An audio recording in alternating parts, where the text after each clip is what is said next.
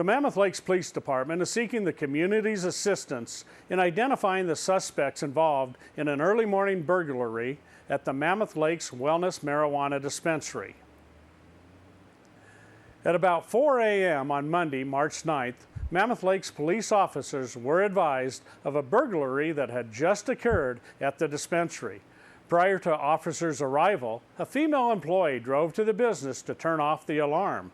Upon arrival, she noticed broken glass at the front entrance and called the owner. As the employee stood near the front entrance, a suspect exited from the business through a hole in the glass. The employee turned and ran toward her car, with the suspect giving chase. The employee made it into her car and shut the door. The press release from the Mammoth Lakes Police Department states that the suspect began punching her car window while yelling verbal threats at her. The employee was able to drive away and was unhurt. She last saw the suspect running southbound toward Center Street and the Shady Rest Forest. Upon reviewing the security videos and interviewing the employee, Mammoth Lakes police officers have concluded there are at least 2 suspects. They were also able to identify at least 1 suspect vehicle seen casing the business. The dispensary operator is cooperating with investigating officers and working with the Mammoth Lakes Police Department to bring these suspects to justice. The suspects were able to use a fire extinguisher to break the window for access to the lobby area, but were unable to access the rest of the business. The suspects attempted to conceal their identities. However, officers were able to get footage of their faces. One of the suspects was described as a male, 5'7" to 5'9", thin-built, blue or light-colored hooded sweatshirt, white mask or towel covering his upper body, blue or green eyes. One suspect was wearing a bull's cap. Officers are looking for a dark SUV with a spare tire similar to a Jeep Liberty. Anyone with information on this crime is asked to contact the Mammoth Lakes Police Department.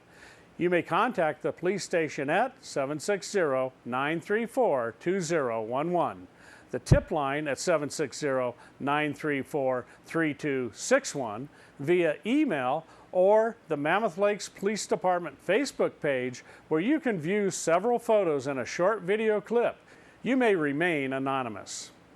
Deb Murphy filed this report for Sierra Wave Media. Inyo County's Wellness Center will have a new permanent home by late spring, a single-story home on Central Avenue in Bishop. The Board of Supervisors directed staff to go ahead with a $290,978 purchase at last Tuesday's meeting, with funding from a Mental Health Services Act grant for capital improvements. It was the perfect property, said Supervisor Mark Tillemans of the single-story home with commercial zoning a block east of Main Street. Health and Human Services Behavioral Health has operated the Wellness Center at 2 different locations over the past 8 years.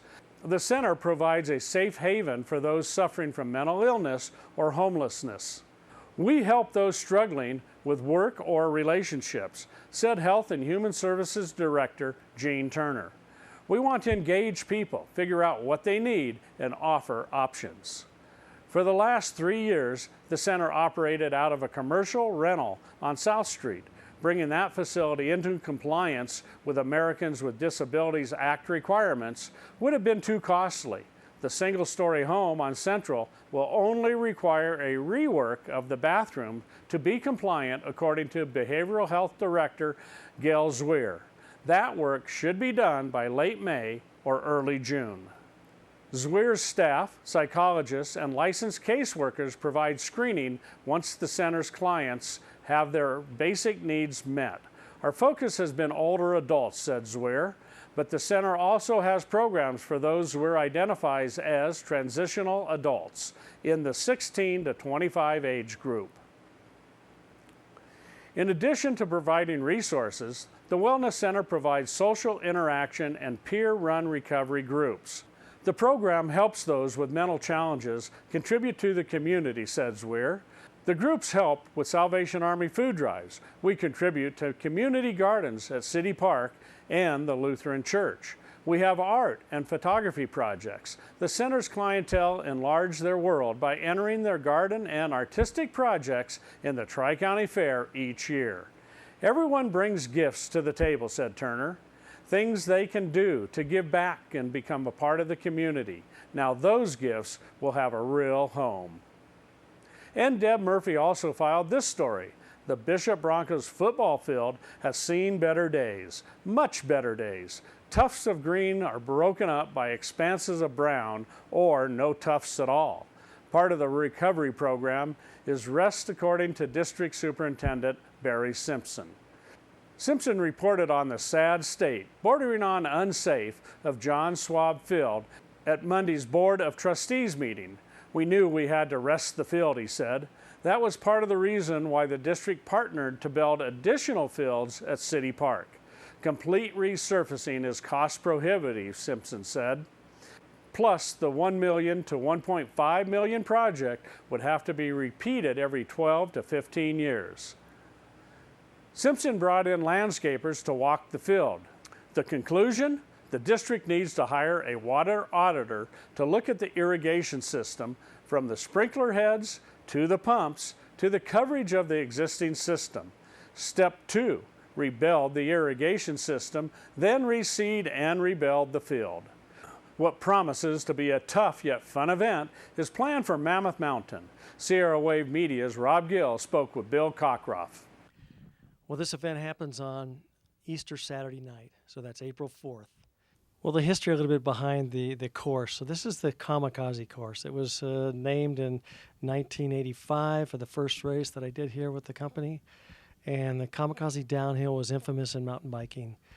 A year later, we did an uphill race on mountain bikes during those sessions of the mountain bike events, and it was called the Azakamak, and that's Kamikaze backwards. So we took this event and the idea behind this event, and we put it on what we call the Azakamak course, which is the reverse of the Kamikaze. As skiers at Mammoth, you might know this mostly as Roadrunner, but there are some places that it's not exactly on the Roadrunner run. Now, this is the only time that we really open the mountain up for this nighttime event. You just can't go and travel on Mammoth because of all of our nighttime operations. So we'll be grooming the trail. We'll have the lights set up where it's necessary. We'll have first aid out there. We want you guys to come out and have a great time racing. And those that just want to come out and do a novice run up the back of Mammoth, we really would enjoy having you here. The length and elevation on the course, it's about 3.3 miles. So we're calling it a 5K. And then the elevation is very close to 2,000 feet. So we're going from here at the main lodge underneath chair number 1 at about 9,000 feet, plus or minus a few feet, to the top of Mammoth Mountain, 11,053 feet. We're having a pink moon viewing for all the spectators that want to come and watch this challenge event and want to see the pink moon rise over Mammoth Mountain and be up close to where you could almost reach out and touch the moon at 11,000 feet. And so the challenge will happen that same night, this ski, run, shoot challenge up the back road in the darkness with headlamps on, with markers on the road so they can find their way, and we'll all assemble at the top of Mammoth Mountain for a party. Well, we'll have a big variety of food and beverage that's going to be up there. Along the way up on the race course, we'll have DJs at 4 spots. At the bottom and 2 points midway, and then at the top, we'll have a DJ up there, so there'll be music on the west side of the building, and if people want a little more serenity, they'll be on the east side of the building out towards the Dave's Run area. It's a ticketed event for people that want to come and spectate, so you do have to have a ticket for this one to get to the top on the scenic ride. So that evening begins at 6:30 for gondola rides, and it will continue on until 10 o'clock for spectators and people that want to get up to the top.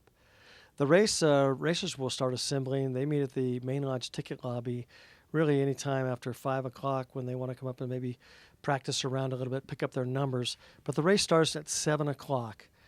So for the scenic event, for people to ride the gondola that night, our prices for the California pass holder are $15. We have a limit on the number of people we can take up that night, so it is a ticketed event. For other guests, it's $25, and all children under the age of 12 are complimentary. On the race side, It's $40 for the race fee. That's for what you choose, whether you ski, run, or snowshoe to the top, with the benefits of the feed zones, the T-shirt, and other things in the award ceremony, all included with that. It's $30 for California pass holders and $25 for students. Categories for this year's event is in all divisions. We have open and we have novice. So in the open, we have open run, open ski, and open snowshoe, and those are for the more competitive set. In skiing, there are no requirements other than you be on a pair of skis. You can skin, you can randonnée, you can skate, you can traditional. In running, it just requires a pair of tennis shoes and, yes, spikes or cleats or studs on the bottom of your shoes. Those are allowed. And in snowshoes, I don't know if anybody has souped-up snowshoes, but we'll probably allow any type of snowshoes that want to come along. But for a competitor in the event, they'll be racing for the bragging rights of the fastest male and the fastest female that get to the top of Mammoth Mountain that evening. And there'll be a trophy that's going to be displayed here forever and forever. And as we do the events on, we'll keep adding the names. Individually, there'll be the regular trophies that happen at the awards ceremony. But the bragging rights for this event are really what's up. And I've been talking to a lot of people around Mammoth that are very interested in taking away this year's KOM and QOM, King of the Mountain, Queen of the Mountain titles. For more information on the event, you can go to 1-800-MAMMOTH, or you can go to the website, mammothmountain.com. You can buy tickets through either of those avenues. Eventually, you'll be able to buy tickets at our ticket agent areas where we buy ski tickets here.